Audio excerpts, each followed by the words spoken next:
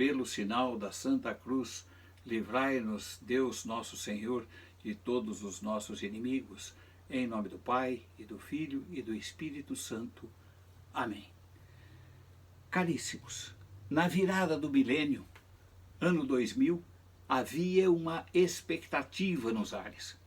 Vivia-se um clima de certa apreensão, notadamente com relação às TIs, tecnologias de informações, e as suas derivadas, porque não se sabia como os computadores iriam se adequar diante dos novos dígitos, e aquilo foi chamado bug do milênio. Aniversários e passagens de ano já provocam uma certa ansiedade. Pensemos então em final de século ou de milênio. Porém, nada mudou naquela época e o mundo continuou o mesmo. Mas, em 2020, o planeta Terra e os seus habitantes estão enfrentando algo inimaginável. A pandemia se estende por todos os lugares, atingindo todos os povos, uns mais, outros menos. As mudanças sociais decorrentes disso são grandes e estão causando grande aflição. Fomos desinstalados de nossa zona de conforto. Temos de mudar nossos hábitos comportamentais, o que acaba por afetar a nossa psique. Diante dessas novas realidades, vemos não poucos religiosos se manifestando e dizendo que o que estamos vivendo talvez seja como que um recomeço em nossas relações com o outro, conosco mesmo e com o divino. Não estará o Espírito Santo nos chamando a uma nova evangelização? Não devemos, à luz desses acontecimentos todos, voltarmos à novidade, aquilo que é sempre novidade, a novidade de Deus? Apocalipse 21 diz isso, 21:5. Eis que faço novas todas as coisas. Por isso, caríssimos, eu os convido a que nós transportemos inicialmente ao passado, lá na ascensão de Jesus, no tempo da ascensão de Jesus, que foi o ponto de passagem entre o tempo de Jesus e o tempo da igreja. Tomemos o livro dos Atos dos Apóstolos, lá no seu prefácio, lá no capítulo 1, e vamos lê-lo do 1 até o 11. Em minha primeira narração, ó Teófilo, contei toda a sequência das ações e dos ensinamentos de Jesus, desde o princípio até o dia em que, depois de ter dado pelo Espírito Santo suas instruções aos apóstolos que escolhera, foi arrebatado ao céu. É a eles que se manifestou vivo depois de sua paixão, com muitas provas, aparecendo-lhes durante 40 dias e falando das coisas do reino de Deus. E aí, Lucas fala da implantação da igreja de Cristo. Ele diz, falando da ascensão, versículos 4 até 11. E comendo com eles, ordenou-lhes que não se afastassem de Jerusalém, mas que esperassem aí o cumprimento da promessa de seu Pai, que ouvistes, disse ele, da minha boca, porque João batizou na água, mas vós sereis batizados no Espírito Santo daqui a poucos dias.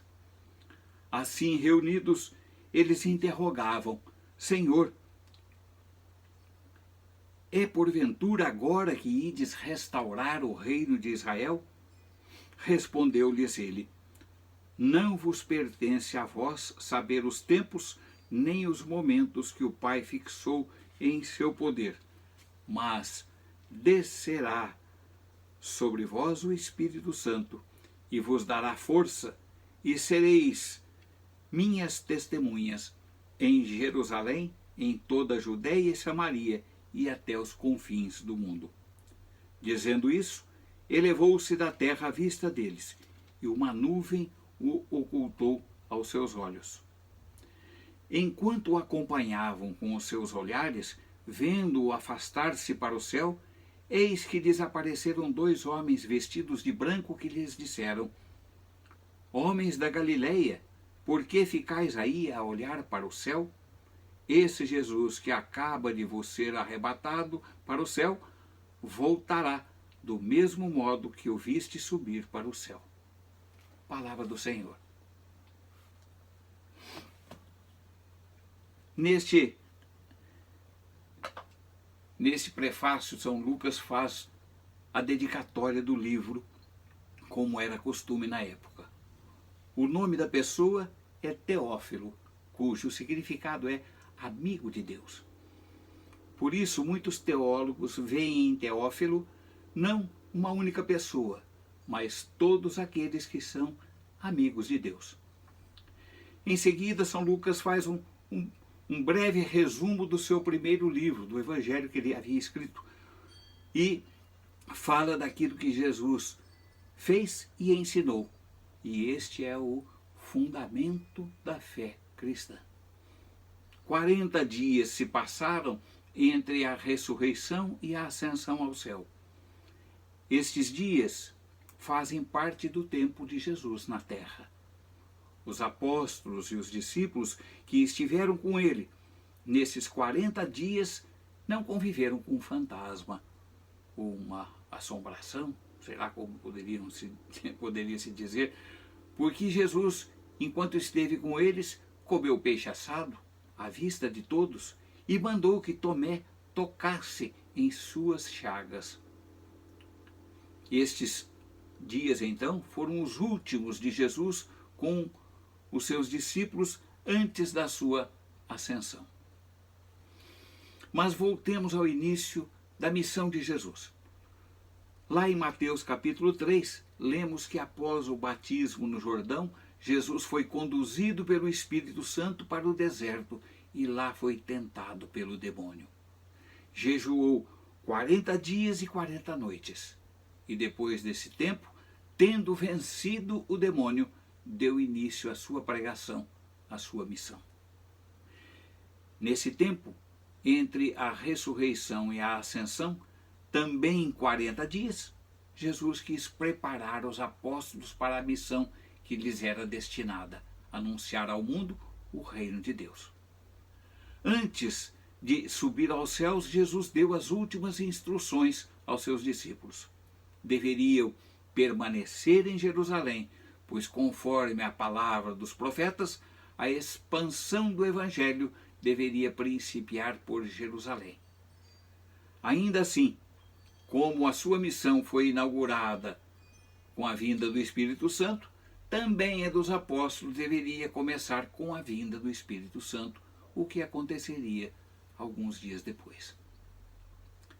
Também, enquanto estavam reunidos, os discípulos, como que pressentindo que algo muito grave, algo muito grande estava por acontecer, perguntaram: é porventura agora que ireis restaurar o reino de Israel? E Jesus lhes respondeu aquilo que lemos lá no versículo 7. Não vos pertence a vós saber os tempos nem os momentos que o Pai fixou em seu poder, mas descerá sobre vós o Espírito Santo, e ele sim vos dará força, e sereis minhas testemunhas em Jerusalém, em toda a Judéia e Samaria, até os confins do mundo. Quem realiza o reino, portanto, é o Espírito Santo. A missão dos apóstolos e nossa, hoje, é de ser testemunhas de Jesus. Deu-se então a ascensão. Os apóstolos o viram subir. A nuvem significa a glória de Deus, na qual Jesus entrou e permanecerá até sua volta como Senhor e juízo universal. A ascensão, portanto, põe fim ao que podemos dizer ao modo de presença visível de Jesus, para dar a uma outra forma na sua permanência. Jesus agirá invisível através da ação do Espírito Santo, que irá guiar os apóstolos e a igreja na construção do reino de Deus neste mundo já. No último versículo dessa narrativa que lemos, enquanto eles olhavam para cima, apareceram-lhes dois anjos que lhe dizem: homens da Galileia, por que ficais aí a olhar para o céu? Numa leitura moderna, numa linguagem atual, nós poderíamos dizer que os anjos teriam dito aos discípulos: agora é com vocês. Dizendo também a nós hoje: agora é conosco. Trazendo para hoje e comparando, é como se estivéssemos vivendo uma longa quarentena. Já se foram 3 períodos de 40 dias.